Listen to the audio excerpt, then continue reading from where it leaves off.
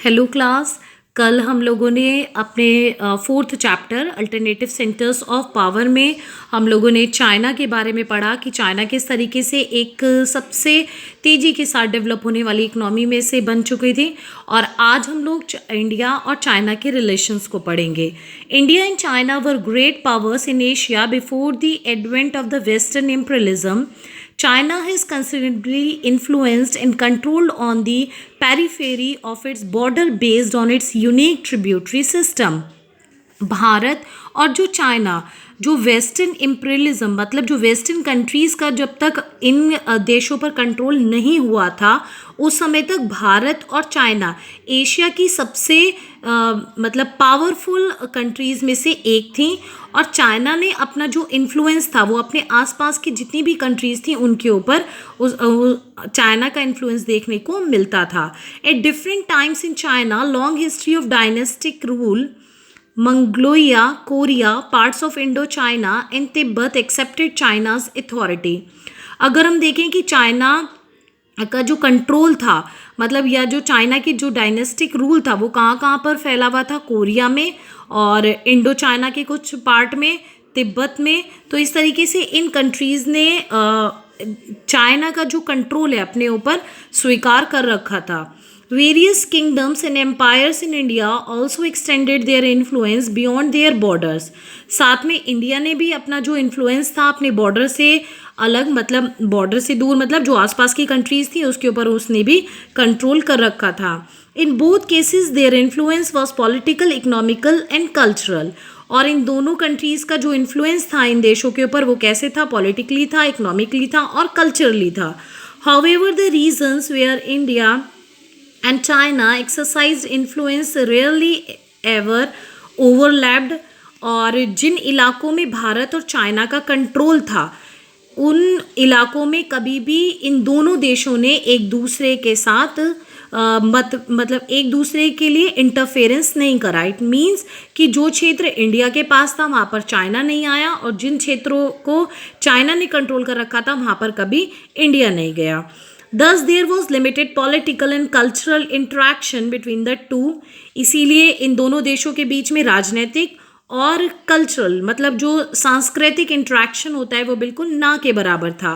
The result was that neither country was very familiar with each other. और इसका result ये निकला कि ये दोनों देश एक दूसरे से ज़्यादा परिचित नहीं थे.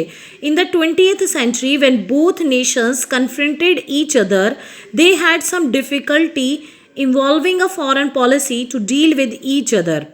और इसका परिणाम ये निकला कि जब 20वीं शताब्दी में आकर इन दोनों देशों ने एक दूसरे के साथ पॉलिसीज़ डिसाइड करनी शुरू करी या आपस में संबंध रखने की कोशिश करी तो बहुत ज़्यादा दिक्कत इन देशों को आई. After India regains its independence from Britain and China expelled the foreign power, there was hope that both would come together to shape the future of the developing world and of Asia particularly. जैसे ही भारत के ऊपर से Britain का control ख़त्म हुआ और China ने अपने यहाँ जो विदेशी पावर्स थी, फॉरेन जो पावर्स थी उसे अपने देश से निकाला तो अब लोगों को ये लग रहा था कि ये डेवलपिंग कंट्रीज़ का अब कुछ फ्यूचर डिसाइड करेंगे और कहाँ का, मेनली एशिया का. For a brief while the slogan of Hindi चीन भाई भाई वॉज पॉपुलर. और कुछ समय के लिए हिंदी चीन भाई भाई ये स्लोगन भी हमें सुनने को मिला. However, military conflicts over a border dispute between the two countries merged that hope. लेकिन जल्दी ही इन दोनों देशों के बीच में जो बॉर्डर डिस्प्यूट हमारे सामने आए उसने इस उम्मीद को ख़त्म कर दिया. Soon after independence, both states were involved in different arising from the Chinese takeover of Tibet in 1950. और हमें बहुत सारे इश्यूज़ भी देखने को मिले इन दोनों देशों के बीच में से, जिसमें से एक था कि 1950 में चाइना ने किसके ऊपर कंट्रोल कर लिया था, तिब्बत के ऊपर. And the final settlement of the Sino Indian border, China India were involved in a border conflict in 1962. और भारत और चीन के बीच एक सीमा विवाद के ऊपर जो लड़ाई हुई वो 1962 की जो लड़ाई थी, over competing territorial claims principally in the Arunachal Pradesh and in the Aksai Chin region of Ladakh. और जो 1962 में भारत और चाइना के बीच में जो युद्ध हुआ था वो बेसिकली उसके पीछे क्या रीज़न था कि चाइना अपना बहुत सारा कंट्रोल किसके ऊपर करना चाहता था, अरुणाचल प्रदेश और लद्दाख के अक्साई चीन रीजन के ऊपर।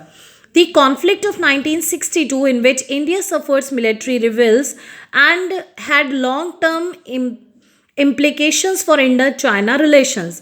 1962 की जो वॉर हुई थी इंडिया और चाइना के बीच में, उसमें भारत हार गया था और इसके बाद से भारत और चाइना के जो रिलेशन थे वो धीरे धीरे और ख़राब होते चले गए।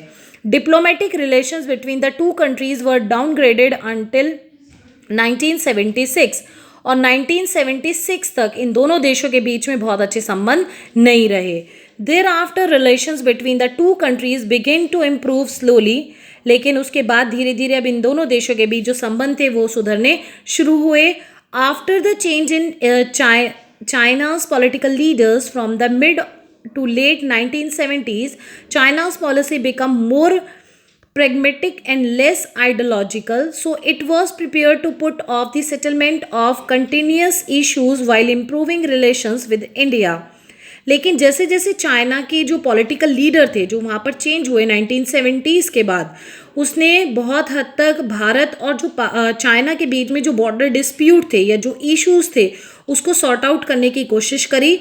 अ series of talks to resolve the border issue were also initiated in 1981 और 1981 तक भारत और चाइना ने बहुत सारे बॉर्डर इश्यूज से जुड़े हुए बहुत सारी चीज़ों पर उन्होंने आपस में सहमति करी कि किसी भी तरीके से अब इन दोनों देशों के संबंधों में सुधार आए। Since the end of the cold war there has been significant change in India China relation, और कोल्ड वॉर के एंड के बाद इट्स मीन्स 1991 के बाद भारत और चाइना के संबंधों में सुधार आया। Their relations now have a strategic as well as an economic dimension. अब भारत और जो चाइना के संबंध थे वो इकोनॉमिक ज़्यादा हो गए, मतलब आर्थिक रूप से एक दूसरे के साथ इन्होंने अच्छे संबंध बनाए। Both view themselves as rising power in the global politics and both would like to play major role in the Asian economy and politics. अब जो ये दोनों देश थे ये अपने आप को किस तरीके का देख रहे थे, ये ग्लोबल पॉलिटिक्स में ये अपने आप को कैसा एक उभरती हुई आर्थिक शक्ति के रूप में देख रहे थे।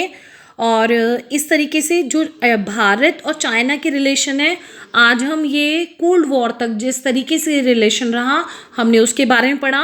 अब नेक्स्ट वीडियो में हम लोग पढ़ेंगे कि किस तरीके से राजीव गांधी जो थे वो 1988 में जब चाइना गए तो किस तरीके से भारत और चाइना के संबंधों में सुधार आना शुरू हुआ। तो आज का वीडियो हम यहीं पर एंड करते हैं और कल हम स्टार्ट करेंगे इंडो चाइना रिलेशंस को किसकी उससे विजिट से, राजीव गांधी जो दिसंबर 1988 में चाइना में गए थे, अब वहाँ से इस रिलेशन को स्टार्ट करेंगे। Thank you so much.